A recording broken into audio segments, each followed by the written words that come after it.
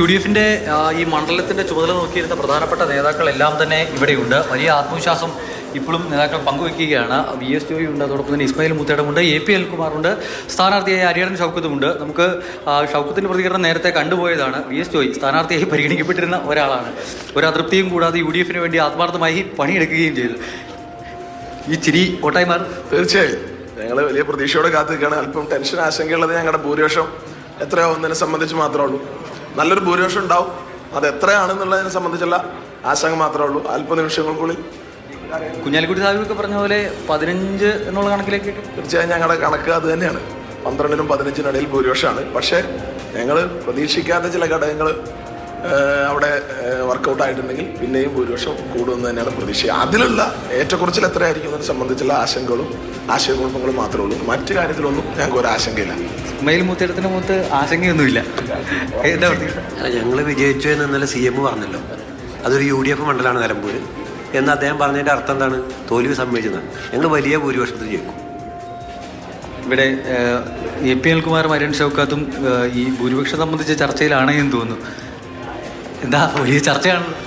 അല്ലല്ലല്ല, ഞങ്ങൾ ഇതിനകത്ത് ഇലക്ഷനാണല്ലോ, അവസാന ദിവസമാണല്ലോ. വോട്ട് ചെയ്ത് കഴിഞ്ഞാൽ വിജയത്തിന് ശേഷമുള്ള കാര്യം ആലോചിച്ചാൽ അത്ര കോൺഫിഡൻസ് ആണ്. എങ്കിലും ഒരു ഭൂരിപക്ഷമൊക്കെ നേരത്തെ പറഞ്ഞതുപോലെ 15 എങ്കിലിൻ്റെ ആവശ്യമില്ലല്ലോ. അത് തീർച്ചയായിട്ടും നല്ല ഭൂരിപക്ഷം ഉണ്ടാവും.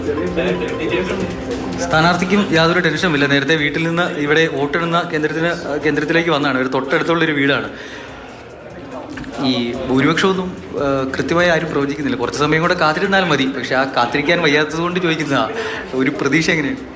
അല്ല, ഞാൻ പറഞ്ഞല്ലോ, ഞാൻ എന്നോട് ചോദിച്ചപ്പോഴേ നേരത്തെ പറഞ്ഞിട്ടുണ്ട്, ഒരു ചരിത്ര ഭൂരിപക്ഷം ആണ് പ്രതീക്ഷിക്കുന്നത്. ഇനിയിപ്പോൾ എന്തായാലും നമുക്കൊരു മണിക്കൂർ കാത്തിരുന്നാൽ പോരെ, കുറച്ച് മണിക്കൂറുകൾ കാത്തിരുന്നാൽ മതി. ഇനി അതിനിടയ്ക്ക് ഇപ്പോൾ നമ്മളൊരു എണ്ണി തട്ടുപിടിച്ച് പറയേണ്ട കാര്യമില്ല എന്ന് തോന്നുന്നു. എന്തായാലും ഒരു നല്ല ഭൂരിപക്ഷം ഉണ്ടാവും. ഒരു ചരിത്ര വിജയമായിരിക്കും അത്. പിന്നെ 2026-ലേക്കുള്ള UDF-നുള്ള ഒരു വലിയ ചൂണ്ടുപലകയായിട്ട് അത് ഉണ്ടാവും, ഒരു സംശയം. ലീഗിന്റെ പിന്തുണ എത്രത്തോളം ശക്തമായിരുന്നു എന്ന് കൂടി ചോദിക്കൂ. മുൻപില്ലാത്ത തരത്തിൽ ലീഗ് പ്രവർത്തിച്ചു എന്നാണല്ലോ അവർ തന്നെ പറയുന്നത്. വഴിക്കട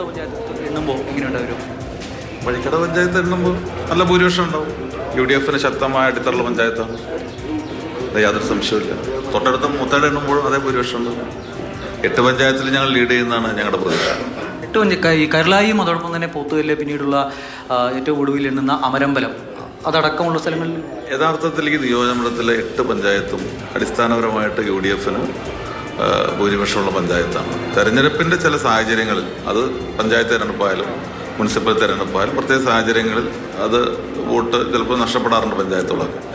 നിയമസഭാ ഇലക്ഷൻ ഭൂരിപക്ഷം കുറഞ്ഞിട്ടുണ്ട്. പക്ഷേ ബേസിക്കായിട്ട് UDF പഞ്ചായത്തുകളിലൊക്കെ അത് അതുപോലെ തിരിച്ചു പിടിക്കുന്ന തെരഞ്ഞെടുപ്പായിരിക്കും ഈ തെരഞ്ഞെടുപ്പ്. സ്ഥാനാർത്ഥിയോട് ചോദിക്കുമ്പോൾ അൻവറിനെ പറ്റി ഒന്നും പറഞ്ഞില്ല. പക്ഷേ അൻവറിൻ്റെ ഒരു വെല്ലുവിളിയും അൻവറിൻ്റെ ചില കാര്യങ്ങളൊക്കെ ഇന്നലെ ഉണ്ടായിരുന്നു. ക്രോസ് വോട്ടിംഗ് അടക്കമുള്ള കാര്യങ്ങളൊക്കെ പറഞ്ഞു വയ്ക്കുന്നുണ്ട്. അങ്ങനെ വല്ലതും അല്ല, അത്തരം കാര്യങ്ങളിൽ ഞങ്ങൾ ആദ്യം എടുത്തൊരു സമീപനമുണ്ട്. ഞങ്ങൾ അതൊന്നും കൂടി തുടരാന്നുള്ളതാണ്. അത് കഴിഞ്ഞിട്ട് ഇലക്ഷൻ കൗണ്ടിങ് കഴിഞ്ഞിട്ട് നമുക്ക് അത്തരം കാര്യങ്ങൾ പറയാം. എന്തായാലും പ്രധാനപ്പെട്ട UDF നേതാക്കളെല്ലാം ഈ കൗണ്ടിംഗ് സ്റ്റേഷന് തൊട്ടടുത്തായുള്ള ഒരു വീട്ടിൽ ഇരിക്കുകയാണ്. അല്പസമയത്തിനകം വലിയ ആകാംക്ഷാപൂർവ്വം നേതാക്കൾ ഉൾപ്പെടെ കാത്തിരിക്കുന്നു. സ്ഥാനാർത്ഥികളും കാത്തിരിക്കുകയാണ്.